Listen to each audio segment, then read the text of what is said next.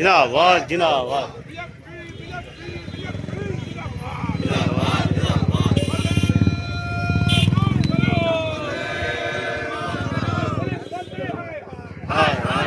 আপনারা সবাই জানেন যে হাওড়াতে রাজ্যের বিরোধী দলনেতা শুভেন্দু অধিকারী মহাশয় একটা দুর্গত এরিয়া উনি পরিদর্শনে গিয়েছিলেন।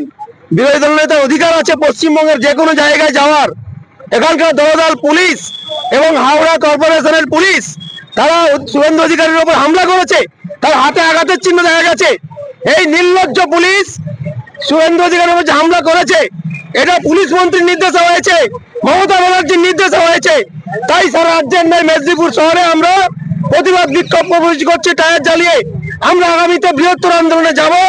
আজকে মেদিনীপুর শহরে আমরা প্রতীকী বিক্ষোভ করে আমরা এই পুলিশ মন্ত্রী পদত্যাগ দাবি করছি এবং বিরোধী দলের মধ্যে হামলা হয়েছে, এই হামলার তীব্র নিন্দা ধিক্কার জানাচ্ছি। আমাদের এই কর্মসূচি শহরের মধ্যে শুধু নয়, আজকে পশ্চিমবঙ্গের বিভিন্ন প্রান্তে এই প্রতিবাদে বিক্ষোভ কর্মসূচি হচ্ছে। রাজ্যের বিরোধী দলের উপর হামলা হলে 2,30,00,000 মানুষের উপর হামলা, প্রতি জনগণের উপর হামলা। এই হামলা সুপরিকল্পিত এবং বারবার দেখছি শুভেন্দু অধিকারীকে এত ভয় কিসের তৃণমূলের, এত ভয় কিসের পুলিশের, বারবার আক্রমণ কেন? কোথাও গাড়ির ওপর হামলা হচ্ছে, কোথাও কাঁচ ভাঙা হচ্ছে, কোথাও ঘেরাও হচ্ছে। সেদিন হলদিয়াতে দেখলাম 78 বার হাইকোর্টের রায় নিয়ে প্রোগ্রাম করতে হচ্ছে। কেন? কিসের ভয়? পুলিশ মন্ত্রী কিসের ভয়? তার তো ঘুম হচ্ছে না। এর জবাব যোগ্য সময় পাবে।